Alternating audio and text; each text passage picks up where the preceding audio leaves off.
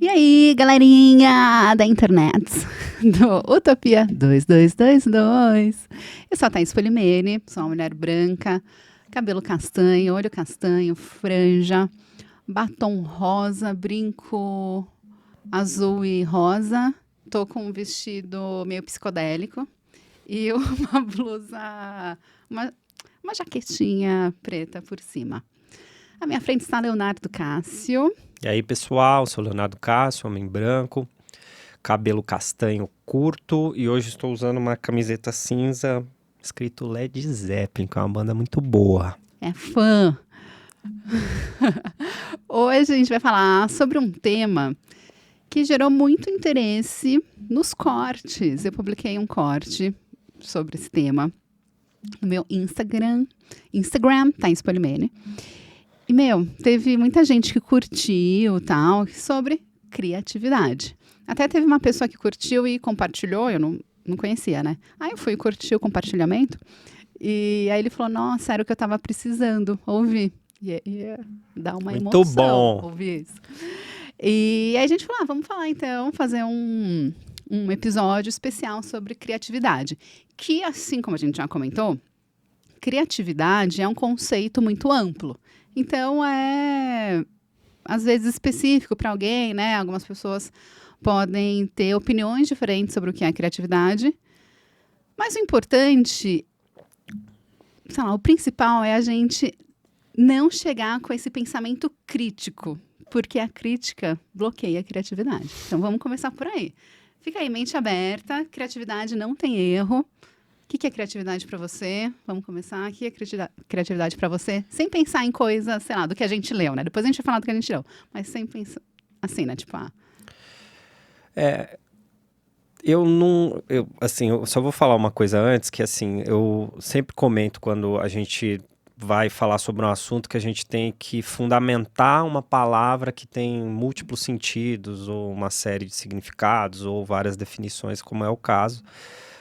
Porque é engraçado que, assim, é importante, mas às vezes as pessoas começam a travar, porque fica uma coisa binária, é isso ou não é. E, criatividade são muitas coisas, é né? multi. É multi. Então é interessante a gente pensar sobre esse viés e, enfim, tem uma linha mais científica, né, que tem uma explicação. Agora, criatividade, se eu for sem pensar muito, para mim sempre foi uma coisa ligada mais ao campo das artes. Por referências, coisas assim. Então, a gente tende a dizer que uma pessoa é criativa quando ela produz uma música, um quadro, escreve um livro. Então, eu acho que tá no imaginário, no inconsciente coletivo, no imaginário popular, não sei, mas essa ligação da criatividade com quem trabalha com arte. Né? O que é um recorte, porque qualquer um pode ser criativo, a gente já fala sobre isso. Mas me vem mais isso, né? Então, quem trabalha com comunicação e arte tá sempre assim, tem uma tendência das pessoas acharem que essa pessoa é mais criativa. Tá. Para mim, eu acho que criatividade é criar soluções diferentes das convencionais. Então, eu acho que, por exemplo, né? Na verdade, é uma coisa que eu venho pensando há um tempo, né? Porque eu tenho amigas que falam, eu não sou criativa. Ah, você é criativa, eu não sou criativa. E eu falo, gente, imagina, lógico que você é criativa. E aí eu dou vários exemplos, né? De momentos que nós somos criativos. E eu acho que a todo momento a gente está sendo criativo. E, gente, coisa básica, assim. A gambiarra que a gente fala do brasileiro... Cara, é uma forma de criatividade, porque está gerando algo novo, né? Você está consertando alguma coisa fora do convencional. E às vezes dá muito certo, às vezes dá muito errado, mas às vezes dá muito certo. E é isso também, acho que a criatividade é também você não ter medo de testar, né? Isso com certeza é um fato. Só voltando também, que criatividade a gente abordou um pouco sobre, quem não assistiu, assista lá o episódio sobre economia criativa, que já está no próprio nome aí do termo. É uma coisa que tá em qualquer área, na verdade, qualquer pessoa, ela é criativa. A gente pode dizer... O ser humano é criativo. O ser humano né? é criativo. Tem até, eu não sei, porque eu não vi isso, mas acho que há uma discussão para saber se animais são criativos Tô também. pensando aqui, acho que sim, viu? Quando a gente... Isso acho que depois a gente pode elaborar numa outra conversa, mas se existem estudos que concluem que tem animais tão ou mais inteligentes para algumas coisas que o ser humano, Claro. então eu acho que é sim. possível dizer que alguns animais são criativos. Mas qualquer pessoa é criativa, né? E aí, assim, o que eu vou falar algumas fundamentações que eu li sobre criatividade, mas uma coisa que, assim, sempre tem umas relações que eu acho que muitas pessoas fazem, que é, assim, sempre a criatividade está ligada a um talento, ou um dom, é uma coisa que você adquire ou que você pode desenvolver, né? Tem pessoas, não, nasceu com esse dom, Ou com esse nasce talento. ou não. Meio que assim, como se fosse uma coisa genética, hereditária, e não é, né? De estar ligado ao campo das artes, quando na verdade, e até a própria economia criativa demonstra isso, porque a gente tem áreas que não são artísticas e culturais, que a gente já falou. Então, isso é uma coisa interessante. E algumas relações, né? Assim, qual a diferença entre criatividade, inspiração, criatividade e motivação, sabe? Que são conceitos que são relacionados, eles são diferentes, mas eles são tão próximos que, assim, as coisas estão meio encadeadas e você não sabe, tô pensando aqui agora sobre isso também, exatamente o limite entre uma coisa e outra, né? Mas e tem essa coisa mais funcional da criatividade, que é você dar uma solução fora da caixa, o pessoal fala por aí. Isso, inovadora. Inovadora. Então, tem essa relação com a inovação, né? Isso. Que é uma coisa que eu fiquei pensando. Precisa necessariamente ser uma coisa inovadora para ser criativa? Ou, o contrário, toda coisa inovadora, por osmose, é criativa, né? Não sei. Deixa eu pensar. Eu acho que toda coisa inovadora é criativa, porque é uma solução diferente da convencional, né? De acordo com o meu entendimento. Isso, análise. E aí, se alguma coisa criativa é inovadora, acho que não necessariamente. Acho que a gente pode fazer coisas que já existem, mas pra gente aquilo vai ser novo. Mas pro mundo, talvez não seja inovador. Sim. Então, acho que essa é a minha reflexão. E tem a questão da coisa da criatividade, que eu não sei o quanto isso torna uma pessoa mais criativa ou não, e a gente citou em algum programa, talvez, sobre economia criativa, a questão da... Acho que foi em Nostalgia, da imaginação também. Porque eu não sei... Foi no programa de economia criativa que foi essa frase, que é a frase da Clarice Lispector, que é criar não é imaginação, é correr o risco de se ter a realidade. Isso, e tem a questão do Einstein, que a gente citou também, sobre ele imaginar coisas que depois viraram teorias e, né, foram comprovadas cientificamente. Mas é que eu não sei exatamente o que é consequência e resultado das coisas, entende? Tipo, Sim. se você é criativo porque você é muito imaginativo, ou se você for, né, trabalhar a sua imaginação, você se torna uma pessoa mais criativa. Peraí. Vamos ver. Se você já tem muita imaginação, você vai ser criativo ou... Se você tem que trabalhar um para ter o resultado do outro. Ó, eu tenho que ficar, né, conforme eu tenho necessidades, eu vou imaginando situações e isso me torna uma pessoa mais criativa. Ou, isso por eu ser uma pessoa criativa, que aí são os limites, eu já imagino mais do que... Nossa, eu acho que pode ser. Pode ser os dois.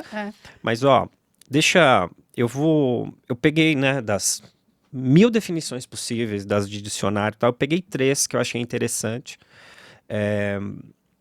para poder falar um pouco sobre essa coisa, e eu gostei muito de um programa que eu ouvi sobre a relação de inspiração com criatividade, né? Que aí tem algumas coisas. Mas uma das definições sobre criatividade vem de um... e agora? Ele é psicanalista, filósofo, não me lembro. Philip Vermont. Não conheço. Ele tem uma explicação bem abrangente. Criatividade é a capacidade da pessoa de produzir ideias, descobertas, invenções, objetos artísticos novos e originais, que são aceitos por seus pares e por especialistas no campo da ciência e das artes. Certo. Então é uma coisa mais... De economia criativa. E aplicada, né? Assim, você concebe algo e alguém valida aquilo. O que é interessante, porque meio que é o que acontece, né? As pessoas são validadas como criativas. Pode ser até por ela, mas elas são validadas como por criativa, por serem criativas. Mas também tem uma coisa de ser muito, me parece muito aplicada, né? Então, vamos supor, tem tipos de conhecimento que talvez não são de aplicação no nosso sistema de consumo, alguma coisa. Povos originários, que a gente já abrangiu aqui, que me parece que assim, você tem que produzir coisas, de fato, descobertas, tal, não sei o quê, mas tem que ter uma aplicação validada por alguém, não necessariamente. Você pode ser criativo sem ter uma usabilidade. Essa é a parte capitalista. Capitalista, é isso aí. Aí tem uma outra que é do John Locke, que eu achei interessante, que ele, no programa que eu ouvi, fala meio que isso serve como para inspiração e para criatividade, mas que são ideias que se associam umas com as outras e que geram uma ressonância, um movimento novo, tá? Que até a metáfora visual que o apresentador fala no programa é assim, você imagina um lago, você joga uma pedra e aquelas ondas que fazem ali, elas são um movimento de inspiração que vai levar à criatividade, sabe? É um movimento novo de algo. E uma terceira, que aí foi um rapaz de um podcast chamado... Ai, meu Deus, vou ter que pegar o nome que eu esqueci. É um de ciência, acabei de ouvir, olha só. Era o Rodô. Já vejo. Não. Que é bem esse mais simples das três, que é a capacidade de resolver problemas de forma original e produzindo algo útil e valioso. Olha! Só que aí cai na coisa, e ele estava debatendo o que é útil e valioso nessa sociedade nossa de... Capitalista. Chama Psycast. Esse que tem essa terceira definição. Então, assim, são 3 tipos de definições que abrangem mais ou menos coisas, mas que, de alguma maneira, elas vão ser problemáticas, porque tudo é discutível, né? E é complementar, né? Complementar. Eu acho que essa questão do útil e valioso pode ser para si, né? Pode ser para o momento. Nem assim, útil e valioso na minha vida. Não, tipo, naquele momento, sei lá, eu preciso consertar uma tomada. Aí eu vou lá, sei lá, coloco um durex. Aquele momento eu fui criativa, né? Pode ser que daqui um dia pegue fogo. Mas naquele momento rolou uma criatividade. Então eu acho que é abrangente essa frase. E exatamente por ser abrangente, dá pra gente aplicar, né? Muitas coisas. Várias coisas, Você falou do Naruhodô e tem algumas anotações que eu fiz de um programa que eu ouvi também, que ele fala sobre inspiração, não exatamente sobre criatividade, mas é que cai na conversa. Mas a primeira coisa que, segundo o cientista do Naruhodô, o Altair... Altair. Inspiração não é criatividade, são coisas distintas. Elas estão associadas, mas são coisas distintas. Porque a gente pode se inspirar em alguma coisa e não criar nada a partir disso, né? Você pode se inspirar em alguma coisa ou para fazer alguma coisa. Mas, e aí, assim, eu não vou entrar porque é muita tecnicalidade científica, que aí eu até sugiro que as pessoas procurem no programa sobre inspiração. Mas a metáfora eu acho interessante. E aí ele também faz uma relação com, é um termo em inglês, insight, sei lá, entendimento sobre algo. Não dá pra... Insight? Eu ouvi uma vez alguém traduzindo insight, mas é tipo uma ideia imediata. Assim. Um entendimento rápido, não sei se chega a ser uma epifania, mas assim, alguma coisa... Eureka? Eureka seria uma epifania, então vamos colocar aí nesse limiar entre... grego. Vamos falar grego em vez de inglês. Não sei.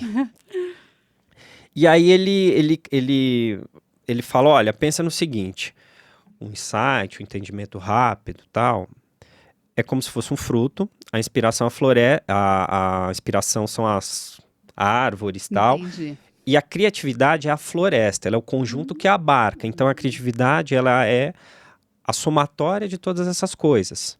E ele faz uma outra metáfora que é assim, é um cubo, as arestas são as inspirações e os pontos de interseção seriam os insights e entendimentos. Então assim, a criatividade É ampla, é é isso, ampla, né? Aham. isso. Ela não é uma coisa, na verdade, né? Ela é uma somatória de coisas. Por isso que ela é um. Vou usar a palavra fenômeno, não sei se é certo ou não, mas seria um fenômeno mais complexo mesmo de estudo do ponto de vista de ciência, porque é muita coisa. Muita. Eu também peguei umas frases, porque eu amo frases, galera. Inclusive no Pinterest, Vai anotando aí, Matheus. eu tinha várias pastas de frase, mas agora não uso mais Pinterest. Agora tá no WhatsApp, nos grupos. É. E depois que eu publiquei esse corte falando da frase da Clarice Lispector, começaram a surgir um algoritmo, né? Educando bem o algoritmo, começaram a surgir essas frases bem legais. E o Insta da Bienal tem publicado algumas frases sobre criatividade. E teve uma que apareceu que eu achei incrível, que é da Genaro de Carvalho. Não, do Genaro de Carvalho.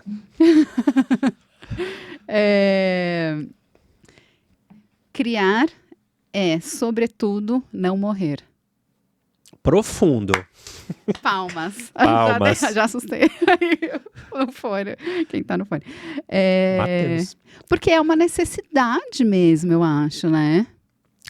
Sim. E aí você fala uma coisa que é legal, que assim, a gente falou isso quando a gente estava falando sobre música brasileira, que acho que foi no episódio de nostalgia, mas que eu acho importante, porque tem essa coisa. A gente tem a visão criativa ocidental, que ela é diferente da visão criativa oriental. Sim, assim, isso por observação de aplicação mesmo, né? Não é uma coisa que foi a gente é assim, vocês são assim, mas é o jeito como as sociedades vivem, né? De maneira diferente, mas você falou sobre os gregos, não sei se foi os gregos, mas eu vou falar aqui sobre os gregos. A gente tem uma carga de entendimento, de criatividade, que vem muito dessa parte grega, que é uma coisa de inspiração divina, que tem muito a ver com o catolicismo. Então, é aquela coisa do sopro divino, das musas inspiradoras, daquela coisa do eureka, que é aquele, né, aquela coisa que, né? Apareceu, tô inspirado. Até o Newton. Pelo lado oriental, segundo o podcast do Naruhodô e também uma matéria que eu li, eles têm uma coisa muito do treino, prática. E aí você tem os momentos de contemplação, que ali te leva a inspiração, que te carrega para uma área mais criativa. Seria tipo ócio criativo. Esse é o ócio criativo. Acho que dá para fazer essa relação direta, assim. Não tinha pensado, mas creio que sim. Mas isso é interessante, porque uma coisa importante, a inspiração e criatividade são coisas que você não controla. Não, verdade. São coisas que... Involuntárias, né? E que elas podem ser potencializadas, com tal. Trabalho. Mas você...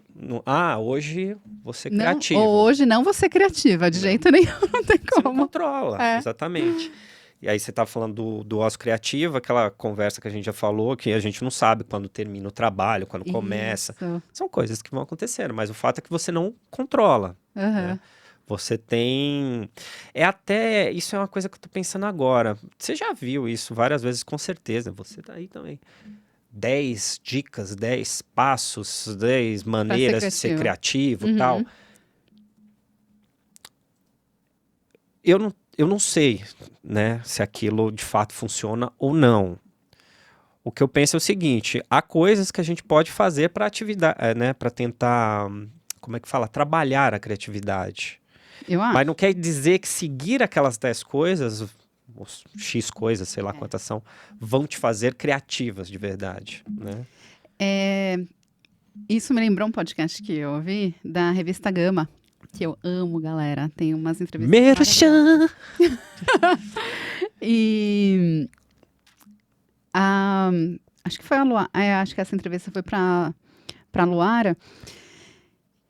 Ela entrevistou o Charles Watson, que ele é pesquisador de processos criativos. E ele mora no Brasil, é britânico.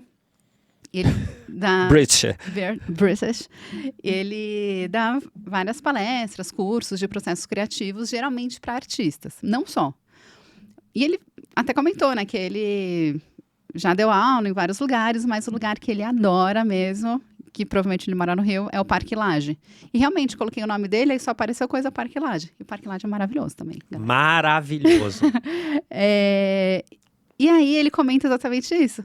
Que ele não acredita nesse negócio de 3 passos para ser criativo.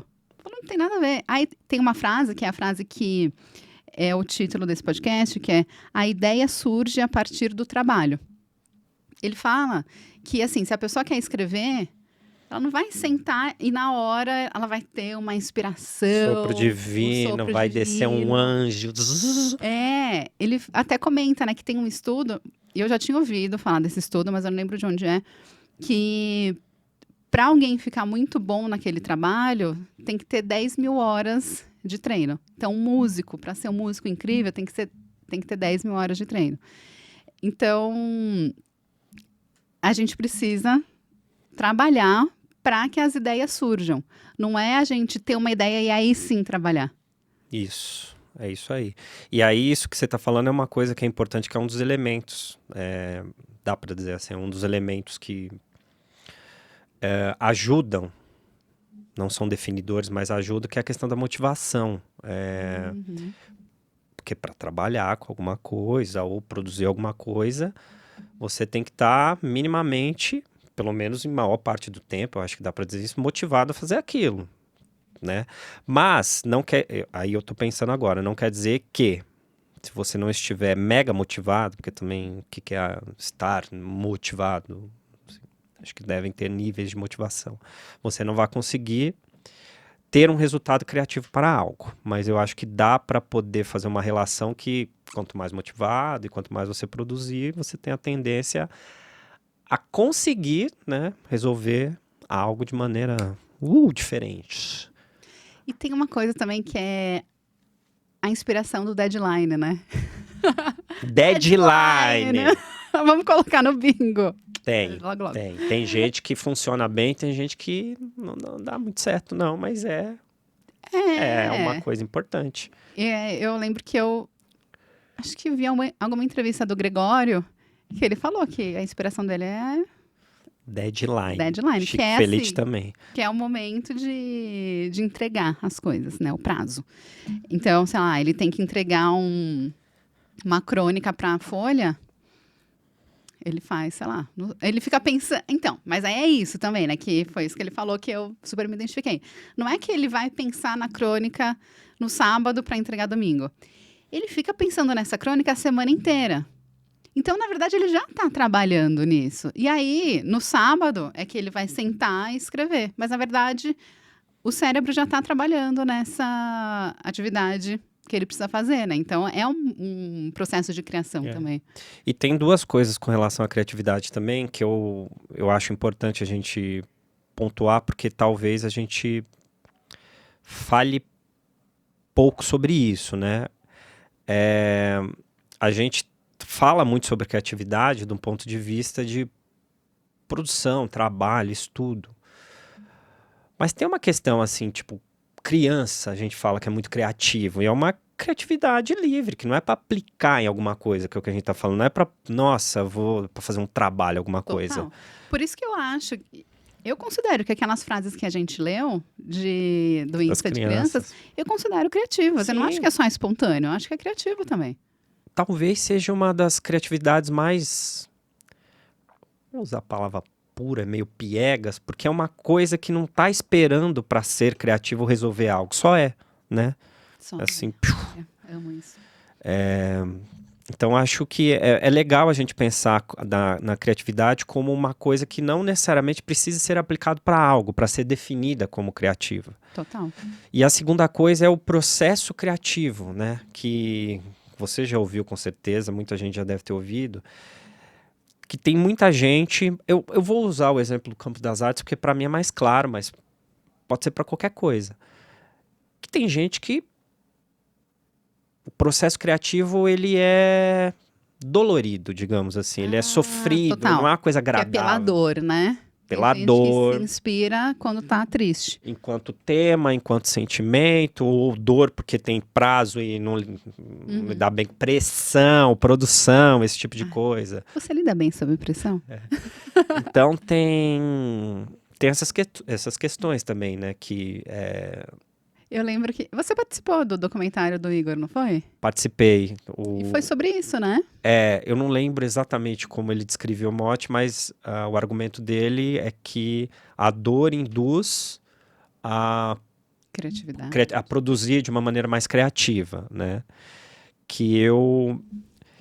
Você falou, nananã. Então, eu não me lembro de todos os entrevistados que falaram, mas é que eu acho que são duas coisas. Tem a pessoa em estado de dor, produzindo alguma coisa, que aí... E tem a pessoa que talvez seja mais o meu caso, pensando em alguma dor, mas não tô com aquela dor especificamente para poder, que são duas coisas distintas. Uhum. Eu, no meu caso, eu não sei se eu, nossa, tô tristão, vou conseguir fazer alguma coisa. Acho que é o E muita contrário. gente consegue, né? Eu acho que eu vou ficar pensando sobre aquilo e uma hora Uhum. pode sair alguma coisa. Ou só vamos pensar aí, né? Porque quase não tem dor aí no mundo, né? Tem um monte de problema. Então é só pensar em um monte. Se a inspiração for a dor, meu É Deus, o que, olha. felizmente é o que não falta. Mas ali o dele era a questão do sentimento interno, né? De internalizar aquilo para transformar em algo. Produzir obra, né? Produzir arte. Que é a questão da sublimação, segundo Vixe. Freud.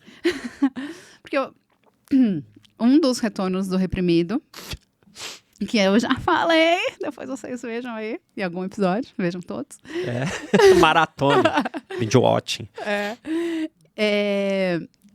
a sublimação, que é a transformação da energia em algo que não necessariamente é para aquilo, né? O Freud fala muito de sexo, de libido. Então ele fala, sei lá, por exemplo, sei lá, uma pessoa tá afim de outra, mas a outra é casada. Ah, mas não pode ficar, né? Né, gente? Não pode. Aí não vai ficar. Aí ele vai transformar aquilo em alguma arte, alguma forma de arte. Então, é aquilo que está reprimido que está sendo transformado. E ele fala disso dos traumas, né? E muita gente, eu acho que a maioria transforma as dores do passado quando trabalha com arte, né, em arte. Eu acho lindo. Então, e aí que eu também estou pensando, necessariamente produzir uma obra de arte é um sinônimo direto de que aquela pessoa ela é criativa? Porque ela fez uma obra de arte? Pontualmente, por exemplo? É arte, né? Eu acho que é isso. Porque, assim, é como se fosse taxativo que alguém fez algo artístico que ela é criativa. Uhum. Eu não sei se essa relação ela é direta. E não é pela quantidade, porque, assim, essa discussão de qualidade também é muito complexa, é outra coisa, mas tem gente que, às vezes, vamos pensar, a pessoa escreve biografias. Uhum. Ela é muito boa de biografia. Tá. E uma pessoa escreve poemas. Uhum. Eu não vou afirmar isso, mas eu acho que há uma tendência em achar que quem escreve poemas é um pouco criativo, porque tem uma linha de produção diferente do que alguém que... Eu não sei se essa relação ela é direta ou não, mas isso é um exemplo de como a gente relativiza, pode relativizar. Porque se a gente for colocar a criatividade como dar soluções diferentes para alguma coisa, alguém que escreve biografia está dando uma solução diferente. Outros exemplos, alguém que produziu uma obra que foi genial e parou por ali. Tem bastante. No, muito. E tem gente que é famosa, canta bem, mas não compõe nem escreve Isso. letra. Elis Isso Regina. Não quer dizer que ela não é criativa, nem que ela seja criativa. Isso. Então, a questão Não, criatividade todo mundo tem, né? Desculpa. Refazendo o que eu tô falando. Não quer dizer que ela é muito mais criativa de alguém porque ela trabalha com arte. Porque criativo todo mundo é. Eu tô lembrando aqui do filme Como Nossos Pais, que a Maria Ribeiro, né? Que faz uma das protagonistas, talvez, ou uma protagonista.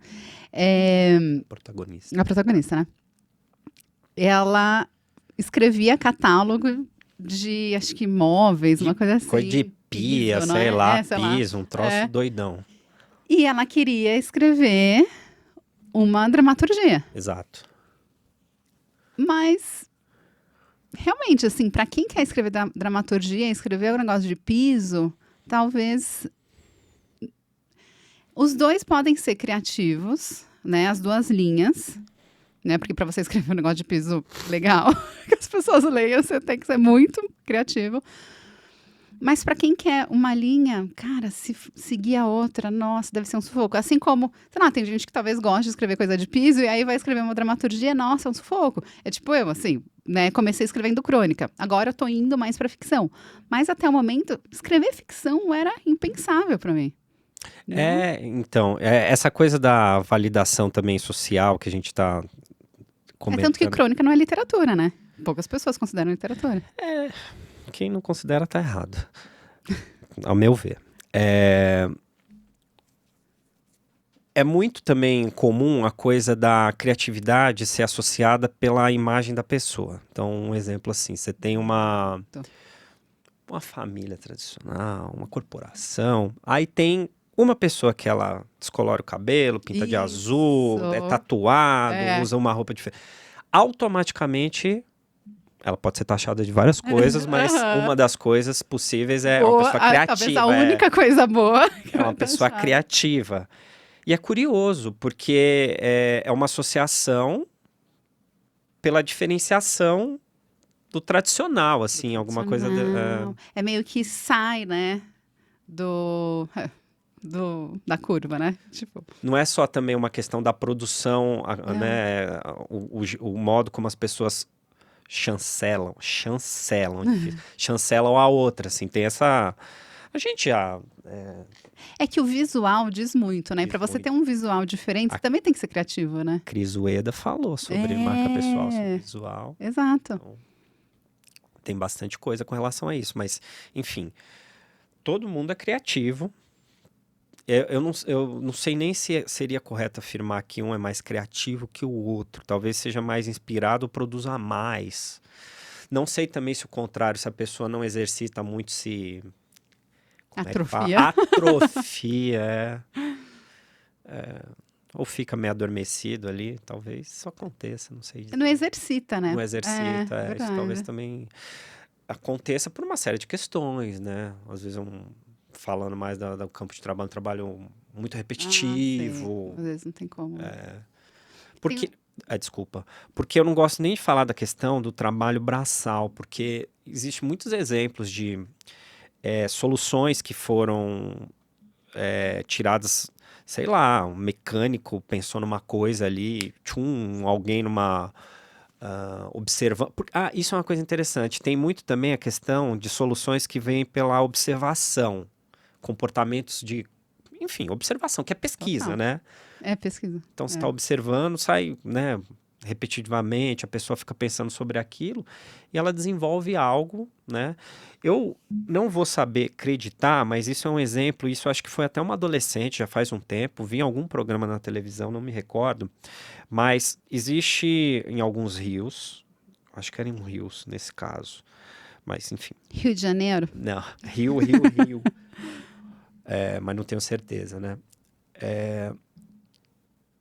Que algumas comunidades não podiam... Eu posso estar me enganado no exemplo, mas a ideia era mais ou menos essa. Você não pode pescar camarão, por exemplo, porque tem uma época ali de reprodução, tal, você só, né, tem que pegar os maiores, alguma coisa assim. E uma menina criou um tipo de, eu não sei se aquilo chama cisterna, não sei como é que é o nome daquilo, mas era um objeto meio feito de bambu, madeira, alguma coisa, que ficava lá para pescar. Era simples, ele tinha um espaço que saíam os menores e ficavam os maiores, sem você ir com aquela tarrafa, pegando tudo e tal. E ela foi premiada por conta disso, porque foi uma ideia inovadora, mas era uma observação de uma coisa que havia. O bambu lá, as luminárias que a gente estava falando no Josué, do Cria Bauru, que marcou a gente num post que a gente fez, o Curto-Circuito, que é um projeto nosso do Profissões. Por lá, tem bambu em Bauru. Tem. Tem, Isso. um monte. É um fato. É um fato. E bambu não é só para fazer piada ruim, lá ligado ao Silvio Santos, e para fazer vareta de pipa. Inclusive, existe uma pesquisa muito legal na Unesp, acho que a gente devia chamar ele aqui para ele vir falar isso aqui de novo, mas tem um vídeo, não tem o vídeo dele, né? A gente vai ter que chamar ele. Mas enfim, João, né? João Vogt. João Vogt, que é um pesquisador, professor da Unesp, que ele tem um trabalho muito legal lá. A gente vai chamar ele aqui, ele explica direitinho. Mas Não, mas fala do trabalho, senão o pessoal vai exato, ficar. do trabalho eu vou falar. Eles... eu não sei se foi ele que criou, ele ministrou a oficina para fazer luminárias. Ah, sim. Não, mas só antes, o trabalho do João. sim. Porque senão o pessoal vai ficar, É verdade. né? Mas pode ficar, depois ele vem aqui. Tô brincando. Pena que a gente ainda não marcou. Se a gente tivesse É. marcado, a gente ia falar, olha, assista aí. Mas ele fez próteses com Isso. bambu e mamona. É isso, gente. E próteses muito mais baratas do que as que existem. É uma pesquisa, né, Isso, ainda brasileira aqui na Unesp, utilizando o bambu como matéria-prima para próteses. E no fim está desdobrando para o uso de bambu de formas criativas. Isso. E aí tem o... as- acho que foi o Fundação Fundação Japão, É, alguma coisa, sei enfim. lá. Uma galera da economia criativa se juntou lá e está desenvolvendo luminárias Feitas de bambu. feitas de bambu. Lindo, Então, gente. muito bem feito, assim, um negócio... Queremos. E é uma coisa assim, matéria-prima, tá lá, limpa, fazer um negócio de super bom gosto, Maravilhoso. observação, tá Total. vendo? Então, são coisas assim que são soluções que estão aí. Então, é uma inovação, mas é que eu acho também que inovação vale um programa, para a gente poder falar o que é, mas é que a gente linka muito inovação, eu acho, a tecnologia. Não, e Tecnologia digital, Isso não é nem mesmo. tecnologia e inovação a É. gente liga muito ao digital, É. e não é, né? Apesar de ter algum é só, né? processo, não é É. só. Tem uma outra frase aqui que eu queria trazer, que é a inspiração... Ah, e também é da Bienal, tá? É uma frase de Wisława Szymborska, Nó, que é poeta. ponha no Google. A inspiração, o que quer que ela seja, nasce de um incessante eu não sei. Então, eu já gosto quando fala assim, o que quer que ela seja, porque não é o que mais importa. Exato. Pode ser uma coisa para você e pode ser E outra é, coisa para mim. Isso é inspiração. E é isso. Eu acho que a gente tem que admitir não saber uma coisa para ser criativo, né? Eu acho que a gente tem que admitir a ignorância para a maior parte das coisas para poder ser Maravilhoso. criativo. Ignorância, que é uma palavra, assim, você não sabe. Aham. A gente falou isso sobre a questão um exemplo que eu sempre falo da música, que a pessoa fala, que tal música é melhor, mas a referência sempre é 1 para 1 e tem Isso. trilhões de coisas, né?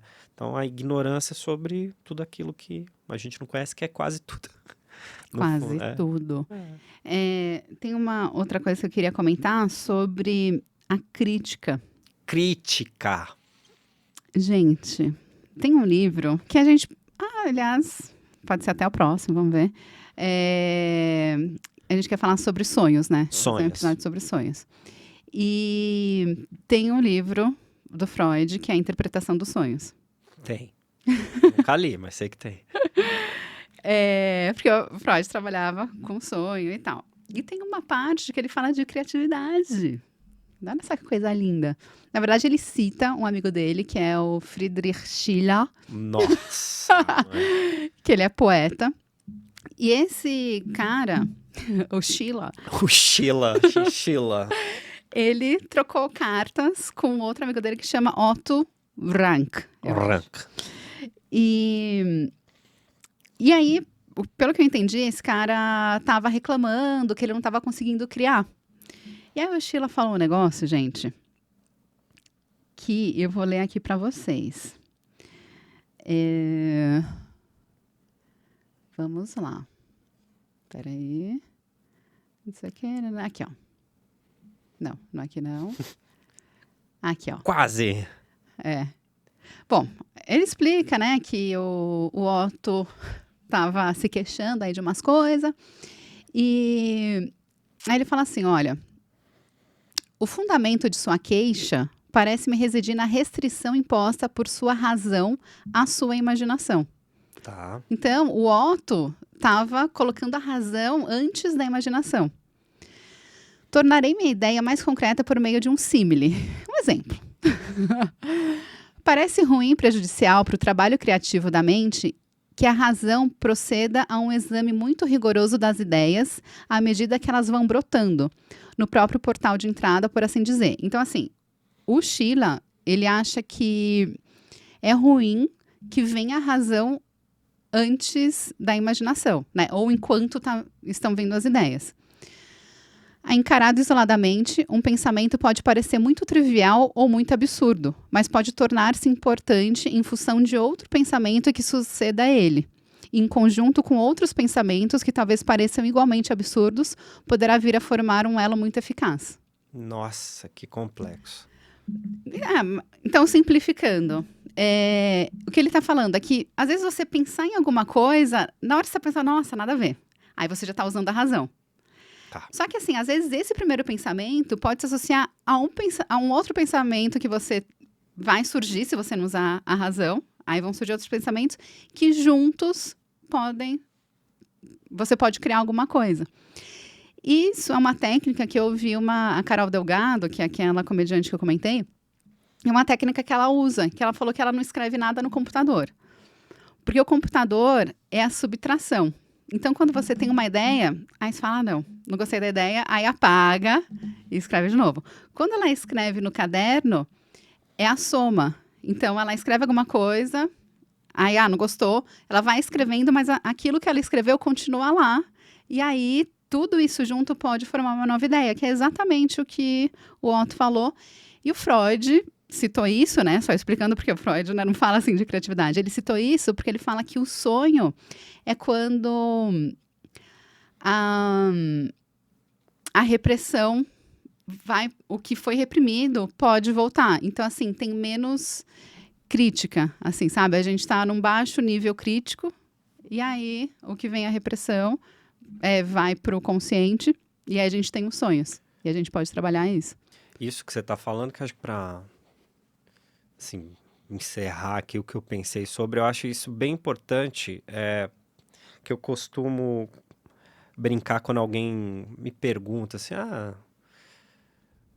como é que você faz para produzir essas coisas criativas? São as pessoas que estão falando, não sou eu que estou dizendo que é criativo. Eu falo, o primeiro passo... Mas é criativo. O primeiro passo é não ter medo de ser brega. Porque você ficar descartando ideia, porque você acha que... Você achar que tá ruim é um processo normal de produção que você tá fazendo ali, normal. Mas tem gente que fica, não, é uma fase, né? É uma fase, Tem gente que já antes da coisa nascer, mas é meio besta, mas não sei o quê. Põe o negócio lá. Uhum. Depois você vê. E aí me lembrou um vídeo que você me mandou há pouco tempo do Leandro Ramos, do Porta dos Fundos. Sim. É do Leandro Ramos? O nome dele? Eu não me lembro. Eu não sei, mas é do Choque de Cultura. Choque de Cultura. Dele explicando como é que eles fazem um processo para poder chegar num vídeo de, sei lá, 15 minutos, não sei quanto tem, mas... Que é isso, vai jogando um monte de frase, umas coisas doidas. Aí eles fazem uma leitura, eu vou, né, daí falar alguém que eu lembro. roteiriza aquilo. Alguém roteiriza aquilo, e aí eles fazem depois uma segunda leitura para ver o que cabe melhor para cada um, porque as coisas não modifica. são... Modifica para poder chegar na gravação, e aí depois ainda tem edições, esse tipo de coisa. Mas é isso, assim, olha, põe a ideia pura lá, vai colocando. Porque a impressão que dá no Choque de Cultura é que é tudo improviso. E ele fala que, 10% é improviso, 90% é trabalho. E também tem uma tendência, eu acho, que das pessoas pensarem que quando você escreve, você já pega, escreve tudo assim certinho. Isso. E às vezes não, tem gente que escreve partes, começa pelo fim, tem uma ideia e vai fazendo o contrário. Tem várias maneiras, né? Não é uma coisa linear. Eu pensei e não modifica, eu tenho que fazer assim. Vamos pensar nas frases exatas que eles estão falando. Não, eles colocam lá e depois eles até encaixam o que funcionou para cada personagem, né? Então, gente, é tão legal o Choque de Cultura. Pra quem não conhece, coloca aí. TV Quase. E aí vai aparecer lá os vídeos do Choque de Cultura.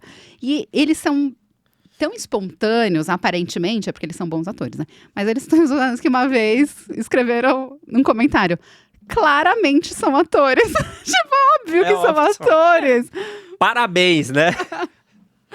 É maravilhoso, eu amo. Gente, o humor pra mim é um negócio que me inspira. Humor bom. Humor uma bom. Coisa que inspira e que requer bastante criatividade, olha aí. Então é fonte de inspiração. Super. Bom, a gente pode fazer outros vídeos falando de criatividade, falando sobre o nosso processo criativo também, que eu acho bem legal. E... Sofrido. às vezes Depende. Às vezes vem e flui. Então é isso, galera. Depois a gente vai colocar mais cortes lá dos nossos instas. Escreve aí o que você acha que é criatividade, se você sempre se achou criativo, mas você é criativo. Você é criativo, né? Mas tem que descobrir como que ativar as coisas. Isso aí. Agora vamos para... Você viu isso? Você viu isso? Você viu isso, Léo? Vamos ver. Que a Netflix está investindo em games. Netflix, mais um merchan involuntário. Merchan involuntário. Gente, olha só. Netflix há meses... Quer dizer, eu li a matéria, essa matéria é de setembro. Então, já existia isso, talvez existisse antes. Quando você abre o aplicativo da Netflix no celular, tem lá uma área games. Ninguém tinha visto isso. Sabe por que você não sabia? Porque você faz parte de 99% das pessoas, porque só 1% das pessoas baixaram os games. A ignorância sobre esse assunto. Não sabia. E aí a Netflix já tinha comprado 3 estúdios de games e agora tem um estúdio interno em Helsinki. Porque é um lugar que produz muitos games e tal. Sim, que bonito. E são games muito interessantes. Eu vi aqui um que eu fiquei com vontade de baixar, mas eu ainda não baixei porque não sou dos games. Que é um jogo que fala sobre... Peraí. Será que eu não vou... não vou achar que não. Mas é um jogo que fala sobre um país da África que é uma menininha que está buscando água. E aí, a partir disso, você vai enfrentando, né? Os obstáculos. E é tudo desenhado à mão. Então, achei muito legal. E a Netflix falou que os concorrentes dela são o TikTok e uma empresa que eu não lembro o nome, que é quem faz o Fortnite. Você sabe o nome? Não. Então, essa Mateus empresa aí. talvez saiba, não sei não. E tem...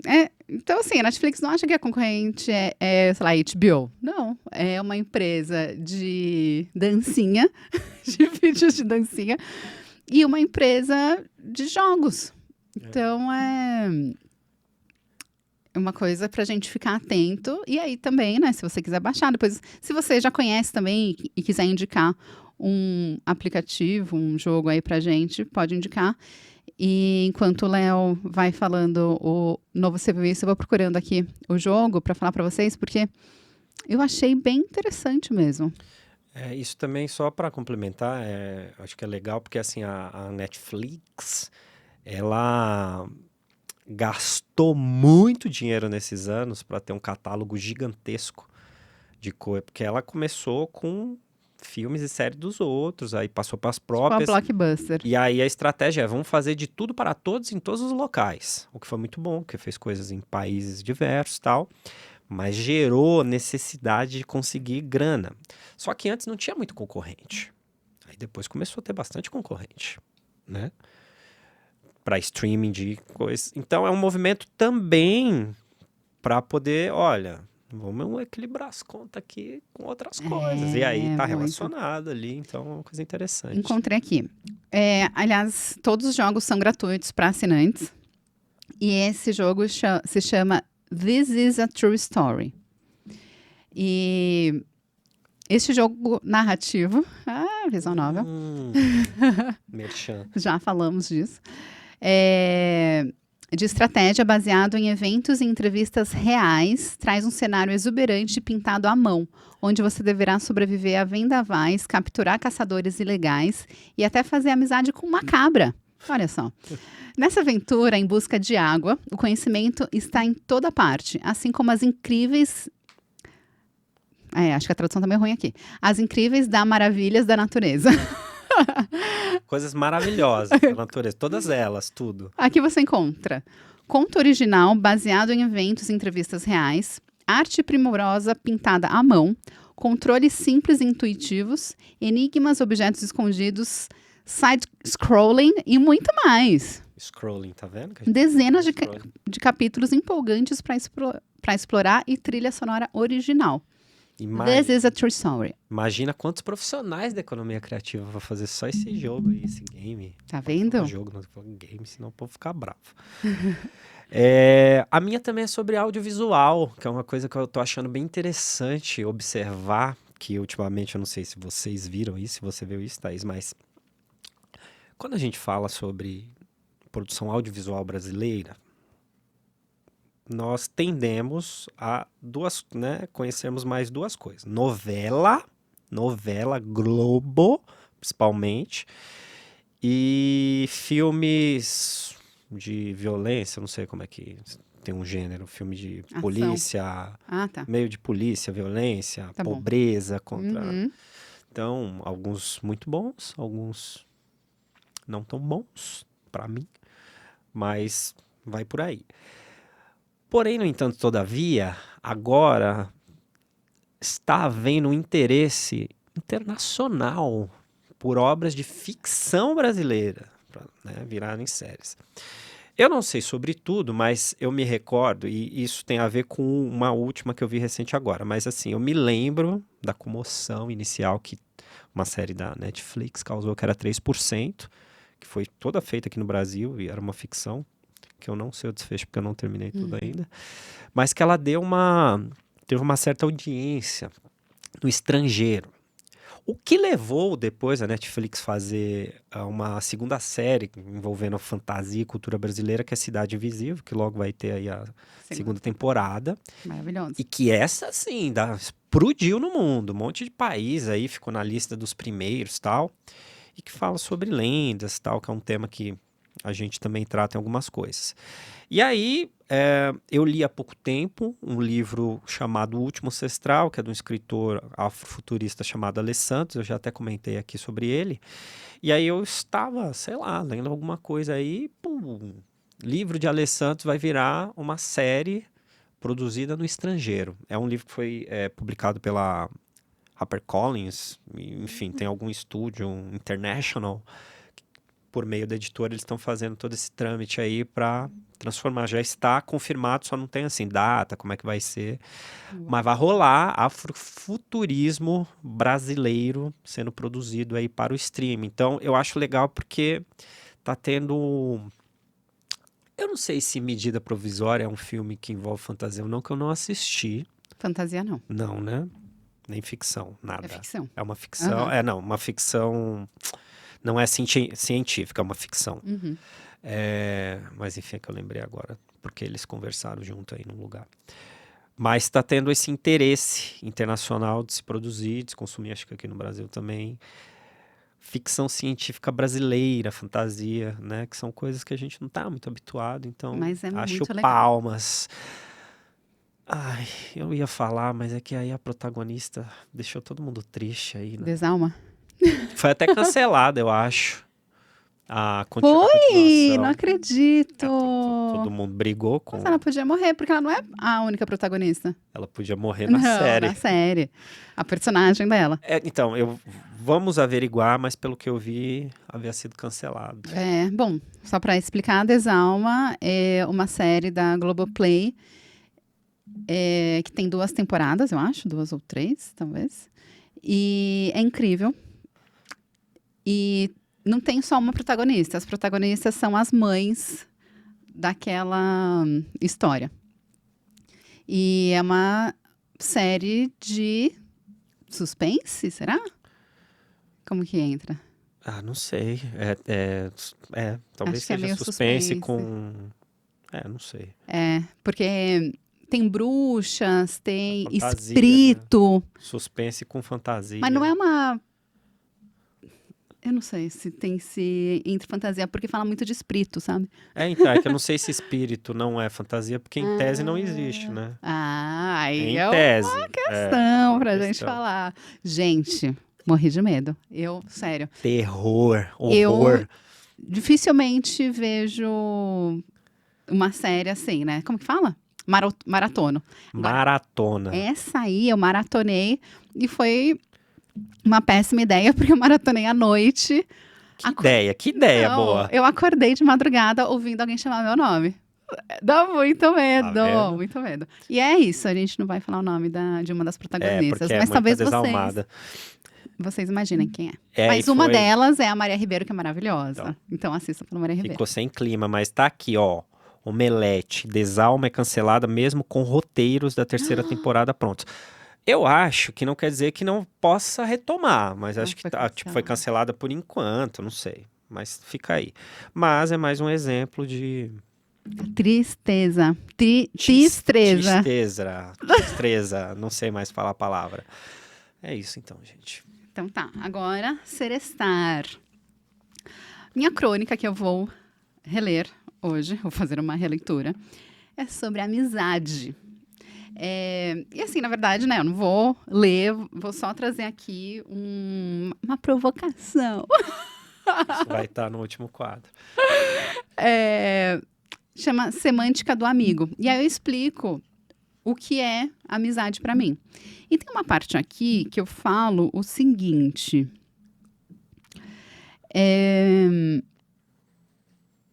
Bom, na verdade tem várias partes, eu não vou ler inteira, mas eu acho que eu dou uma romantizada, assim, na amizade, sabe?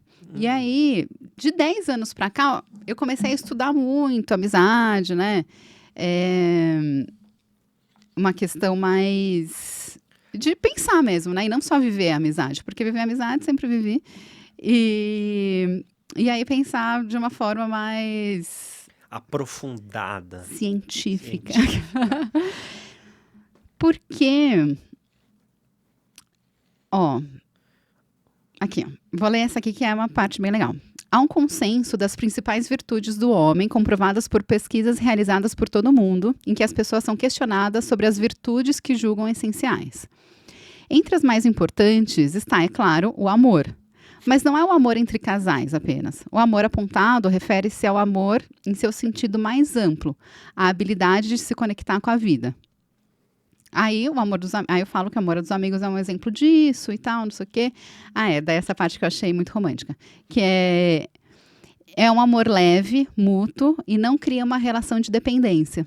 E era isso que eu queria falar, porque eu acho que eu passei por algumas amizades que eu acho que eu tive uma relação de dependência, sabe?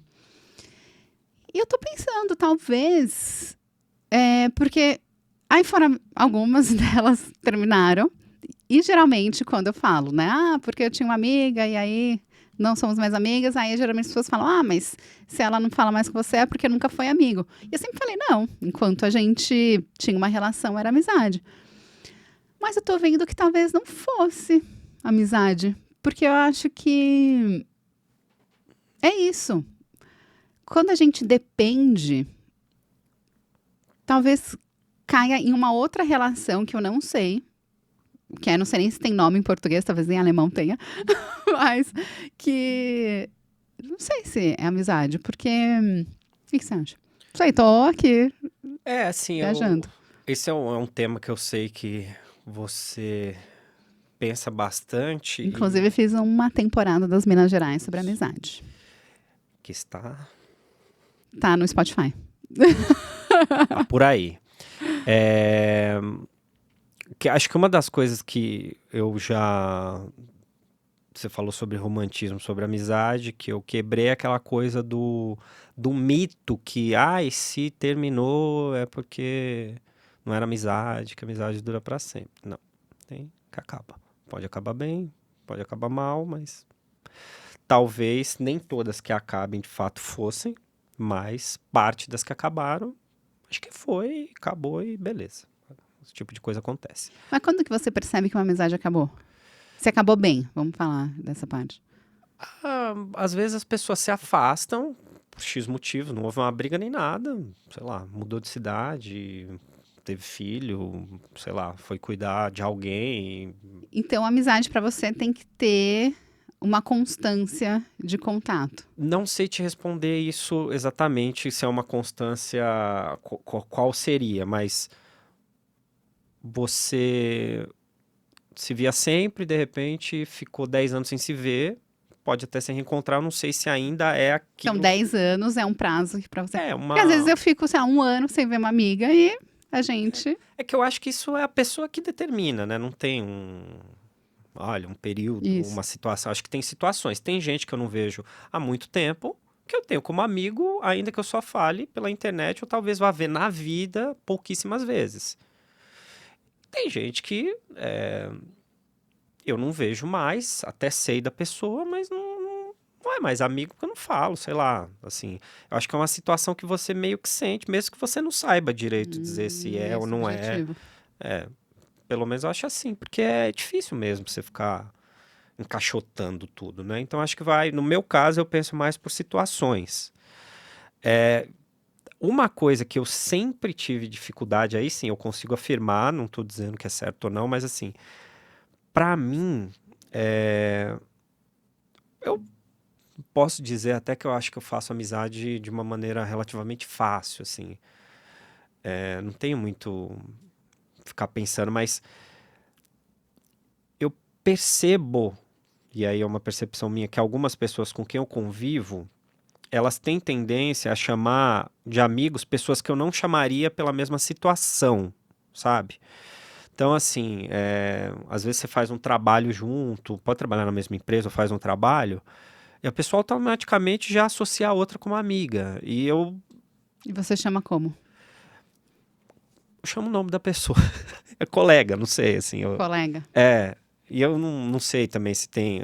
É que colega parece uma coisa pra mim que ela é um pouco menos intensa do que um amigo, né? Mas não sei definir, não tenho nem preocupação com isso. Mas eu tenho esse instinto de chamar amigo quem já tem uma certa intimidade, relativizando isso também, um certo convívio, que pode ser por tempo ou por acontecimento, não sei muito bem dizer. Agora, às vezes tem pessoas que você convive muito tempo e que, no meu caso, não é amigo, assim, não é um amigo, uma amiga, por convivência, sabe? Uhum. É uma pessoa que você tem uma relação. Talvez não tenha nome em português. Talvez não tenha nome em português, E aí tem essa coisa que você estava comentando que foi a pergunta que você fez sobre como é que você definiu se é uma relação abusiva? Dependência. Dependência.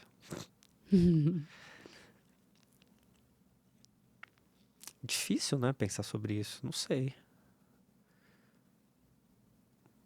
Então, talvez eu escreva, porque só para explicar, né, essas releituras eu vou publicar no taispolimeiro.com.br. Não necessariamente vai ser em forma de crônica, pode ser em forma de colagem e tal. Mas talvez eu pense nisso, assim, sobre... E quando você se sente dependente de um amigo ou você percebe que um amigo está muito dependente de você? Como tratar isso, né? Ou, quando uma relação tá sendo construída e aí você percebe que está sendo construída por esse viés da dependência, né? Vai ser uma amizade, né? Como trabalhar isso? Porque não é legal, gente, ter uma relação de dependência, Não né? é. Porque às vezes as pessoas podem achar que é, né? Que era o que a gente estava falando, assim, que eu postei até no Instagram sobre a diferença entre relacionamento abusivo e cuidado. Tem gente que tem um relacionamento abusivo, mas é disfarçado de cuidado. Tem Né? essas E talvez coisas. tenha isso, uma relação de dependência disfarçada de amizade. É. Então, ó, Não é porque profundo, nasceu na galera. mesma família que é parente. Tem essas coisas assim. É importante deixar claro. Não, é parente, não é? Você pode considerar que não seja, né? Não, acho É. que parente só não é amigo, né? Não. Tem uma relação parental, mas não tem uma interação parentesca, que são uma coisa diferente, né? Tá, isso aí é Mas, tema enfim, para pra alguma pensar. obra. Porque assim, de fato é parente, mas a pessoa fala, mano, não é meu parente, porque não é meu parente. Aí você fala, tá bom, não é Não, seu cunhado parente. não é parente. Isso aí, certeza. Então tá bom. Então, vamos lá. Vamos lá para o Ao Léo. Vamos ao Léo. Tá curioso, Matheus? Qual vai A ser? frase de hoje. Não é, é destreza também. Não é destreza, não, é mais curioso. Eu tô ficando preocupado, daqui a pouco eu não vou realmente conseguir falar tristeza. A expressão de hoje, gente, é lágrimas de crocodilo. Que a gente fala para quê? Por quê? Quando alguém tá fingindo chorar. Uma emoção. Na verdade, pode ser que a pessoa está fingindo ou não chorar. Ela pode estar até chorando, mas ela está fingindo uma falsa emoção caso ela esteja chorando. Então, ela pode estar chorando, mas bom. ela está sendo Falsa. falciane, exatamente. E aí, eu achei muito interessante porque aqui tem uma relação direta com um fato biológico que eu não imaginava, que eu achei muito interessante. Vejam só, uma coisa que é interessante que eu vi antes, que é o seguinte, há pouco estudo sobre a produção de lágrimas nos animais. Então, existem estudos mais focados em mamíferos, pela proximidade com o ser humano, mas alguns poucos foram feitos recentemente nos répteis e nas aves. Só que, segundo a matéria que eu li, o estudo, o humano é a única espécie conhecida a produzir lágrima por razão emocional. Entendi. Tá. Nós e todos os outros animais produzimos lágrimas para, lubrificar, manter a visão boa, mas por razão emocional, só as pessoas, por enquanto, foi descoberto. Eu achei isso um dado que eu não imaginava, não parei. Será que peixe chora? Vou procurar isso daí. Porque já tá lubrificado. Já está tudo lubrificado, exatamente. E aí o que acontece no caso dos crocodilos, aqui eu estou usando crocodilo porque eles usam, eu não sei se jacarés, enfim, essas diferenças. Tá usando por causa da expressão, né? Pela expressão e porque explica também especificamente sobre o crocodilo, aí não sei se os, né? Dinossauros. Os dinos. Eles têm as glândulas salivares próximas à parte lacrimal, né?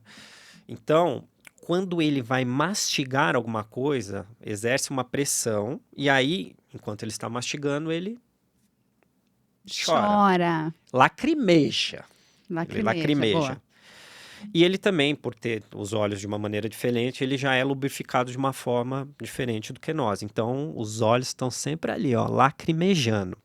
Só que não é por emoção, é por uma questão fisiológica, né? Que ele tá se alimentando. Exatamente. Só que aí, uma origem possível para isso vem do nosso amigo Plínio o Velho. É assim mesmo, Plínio, o Velho, porque tem um novo também, deve ser parente dele. Ele viveu de 23 a 79 depois de Cristo. Acho que ele é grego, né? Agora também não vou falar, porque eu não tenho certeza. Não sei também. Eu não sei como é que foi esse processo, que não explica, mas ele foi uma pessoa que, de alguma maneira, falou sobre um testemunho no Rio Nilo, lá no Egito, que ele observou, falando em observação, crocodilos à beira do Nilo. E eles pareciam chorar, porque de fato eles estavam lacrimejando.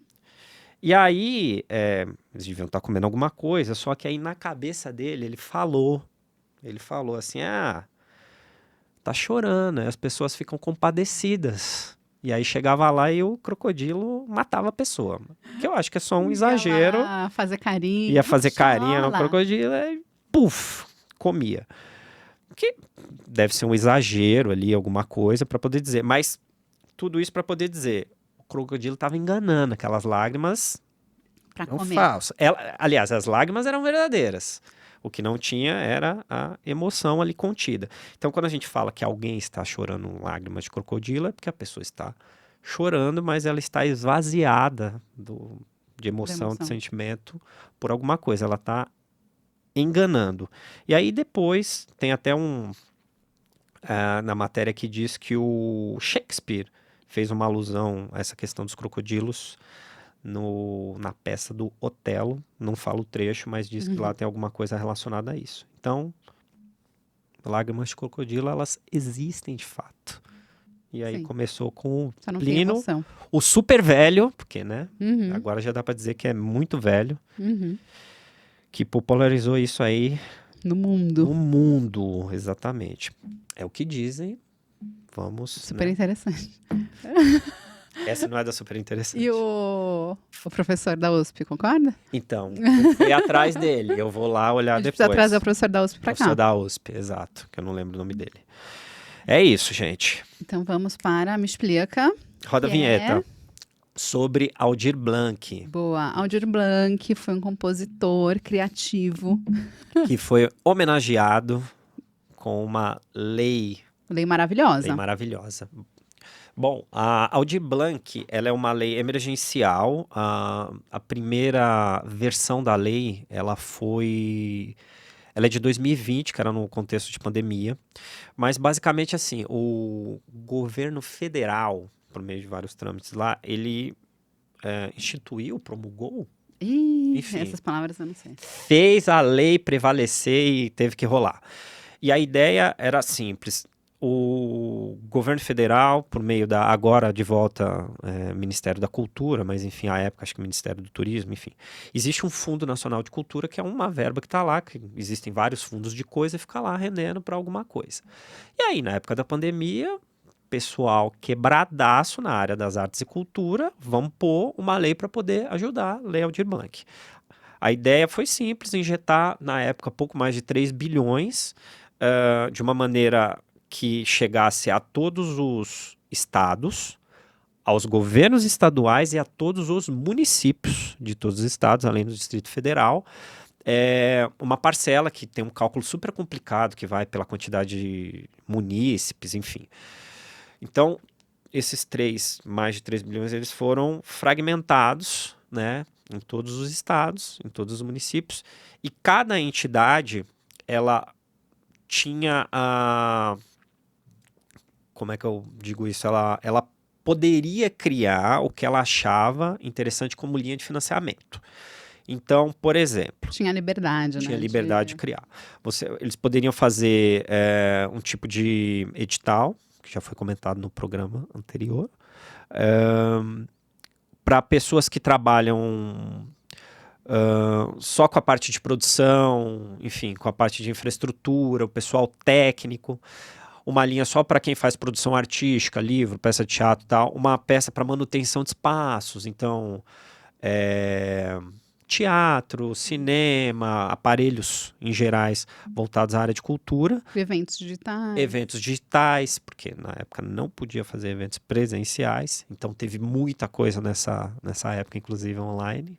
Festival As Minas Gerais, Mostra Internacional de Economia Criativa, que tudo você pode ver aqui no canal. Feito com a Aldir Blanc. Então, foi um dinheiro que injetou para ajudar o setor, principalmente os trabalhadores que trabalham com as partes da rede, assim, de sustentação de todos esses eventos que existem. Bom, isso, então, aconteceu, chegou a todos os estados e municípios. Os estados e municípios, na verdade, para utilizar a verba, precisavam apresentar um plano, que é o que as pessoas se inscreviam, eles tinham que dizer para o Ministério, olha, vai ser dessa e dessa maneira. Nem todos conseguiram, porque é um trabalho, exige um empenho em curto espaço de tempo, então teve município que não conseguiu, eventualmente talvez tenha até tido estado, acho difícil, mas o que eu sei de história são mais de alguns municípios, só que o dinheiro acabou sendo dividido de outra forma, porque ele não podia voltar por ser emergencial. Bom, a maior parte, acho que todos, na verdade, porque o recurso ele saiu do final de 2020 para os eventos serem realizados em 2021. A Tá comentou, nós fizemos 2 eventos online, que foi o Festival das Minas Gerais e a primeira Mostra Internacional de Economia Criativa. Por meio desse mecanismo, nós utilizamos a verba que veio do governo do estado de São Paulo, que recebeu e criou uma série de editais com várias linhas de financiamento, teatro, cinema, audiovisual e tal, e nós colocamos.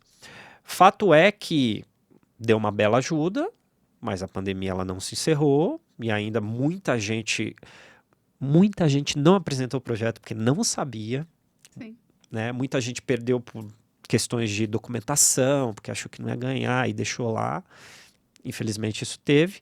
E aí houve uma ideia de prorrogar essa lei, né? Que começou no ano de 2022, um movimento, talvez a instituição, promulgação, a confirmação, e agora em 2023 esse recurso virá. Que é a Lei Aldir Blanc II. Aldir Blanc II, isso.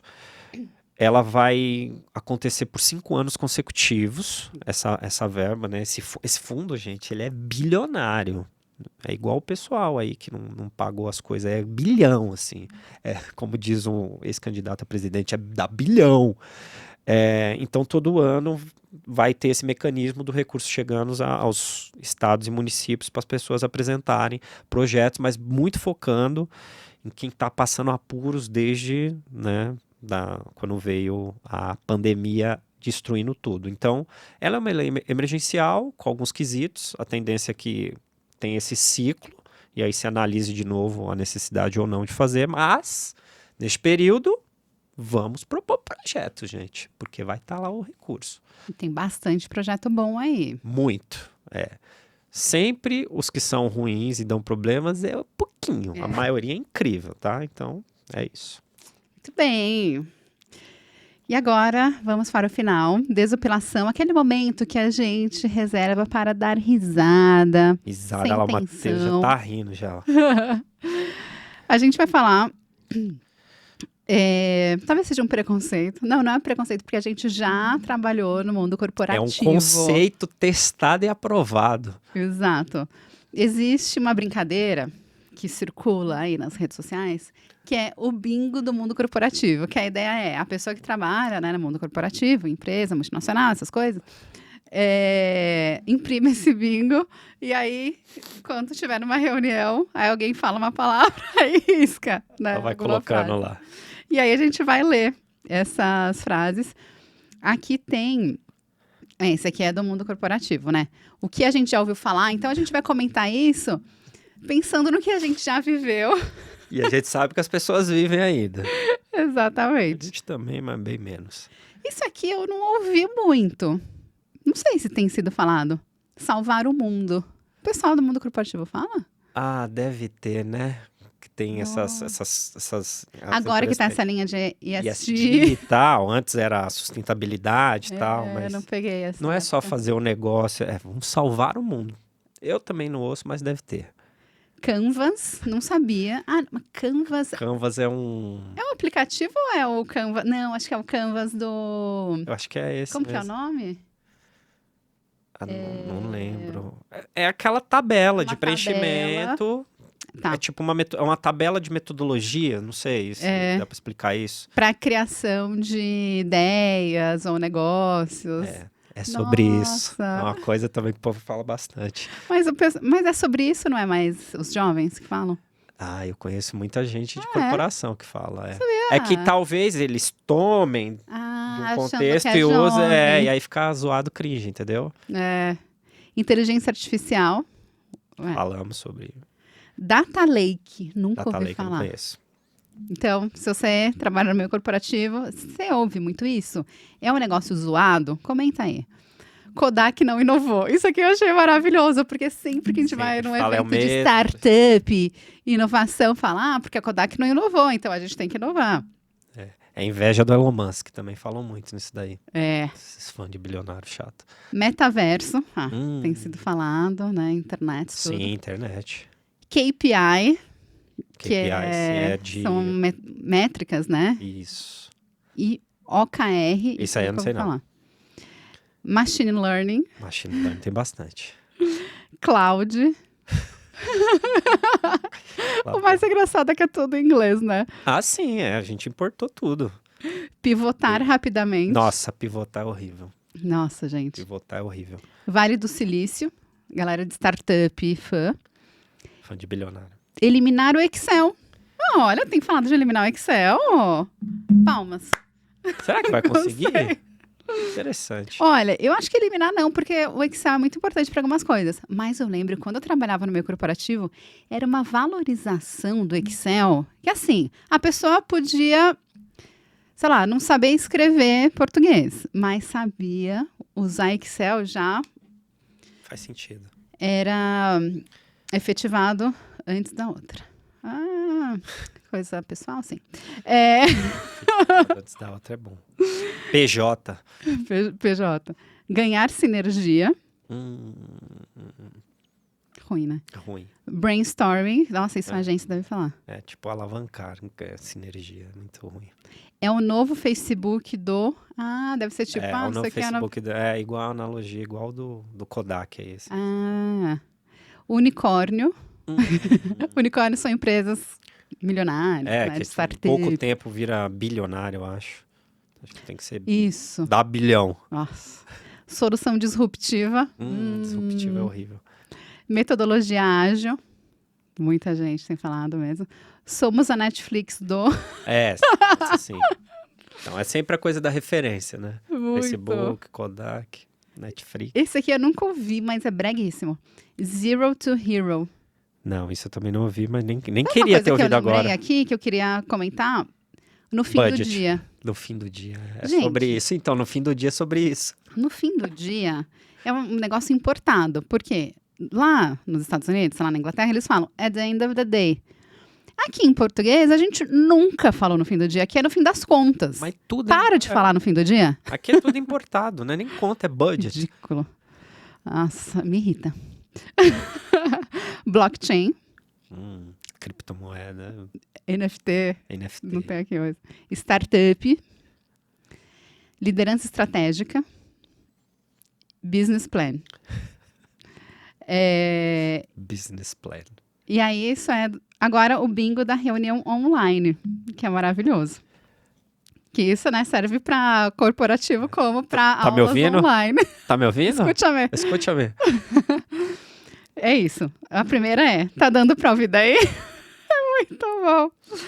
Cachorro latindo. Nossa, Vai muito. chover e vai fazer barulho. Abaixa o volume do seu microfone. E, gente, não adianta baixar o volume do microfone. O pessoal ainda não aprendeu isso? Cortou, fala de novo. Eu falo isso muito. Travou. Vou sair e entrar de novo. Peraí. Ai, gente, eu tô me vendo aqui. Travou. Tem. É o tempo do café. Pra dar uma pausa. Boa. Motoca passando na rua, estralando. Motoca, velho. Ó o gás. Ó o gás. Melhorou? Também. Vou projetar. Olha isso aqui, Léo. Filhos aparecendo na webcam dando oi. O Léo bingou. Vou projetar. Vou projetar, alguém tá com o microfone aberto? Nossa, clássico. Se não falar nada de ruim, tá maravilhoso, né? Isso. Vai abrir a câmera? Também. Vou mandar no chat. Vou mandar a mãozinha. Tuc. Adoro aquela mãozinha. A mãozinha, o Léo gosta. Só pra zoar, né? Porque eu detesto. Nós dois fazemos reunião, só nós dois. Só pra encher o saco. Criança chorando. E aqueles fundos, que fundo bonito, sabe? Quando a pessoa... Não, tem uns fundos que parecem de verdade. Parece. Não é? Mas é legal o comentário, né? Nossa, que fundo legal. Virou tipo uma... um elogio. Sommeliers. Tô trabalhando mais do que se estivesse no escritório. A galera do mundo corporativo falou muito isso mesmo. Peraí que estão me ligando. Desce daí agora. Isso eu não sei, acho que não, nunca ouvi. Não aguento mais. Esse aqui foi tudo tristeza, né? Esses últimos aqui. Eu lido com pessoas alegres que É não... o que acontece. Mas muito bom, né? Gostei. Muito bom. Eu acho que todo mundo falou isso durante a pandemia. Você gera o link? Total. Gera o link. Você me Quem manda marca link? tem que gerar o link, né? Também. Quem marca tem que gerar o link. Devia ser regra. É. É isso então, né, gente? É isso, galera. Mais um programa. Não se esqueça de se inscrever no canal, ativar o sininho para receber as notificações. Deixe comentários sobre assuntos que você quer que a gente aborde, está gostando, ideias para a gente colocar nos nossos quadros, colocar aí, me explica, enfim, ideias para nós. Acesse também Thaís Polimene, Thaís com TH, Polimene com i no final.com.br, leonardocássio.com.br, no Instagram, @Thaís Polimene, @leonardo.cássio e @utopia2222 videocast. Porque já tinham pegado.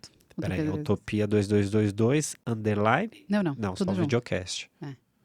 Meu Deus, quantas coisas. Estamos no Spotify também, em vídeo. Em vídeo, que é a coisa muito chique. É isso, né? É questo. Valeu, Matheus. Temos mais um programa. Valeu, Matheus. Sempre sorrindo.